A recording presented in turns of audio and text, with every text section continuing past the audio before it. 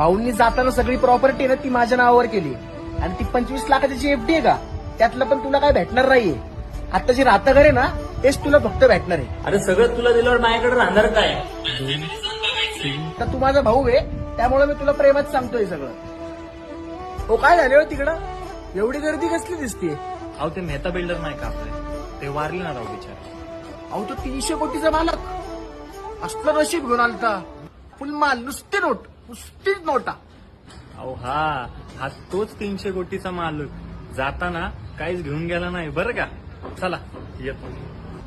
झोंका पवन का लग जाए झपका, पवन का लग जाए काया धूल हो जासी.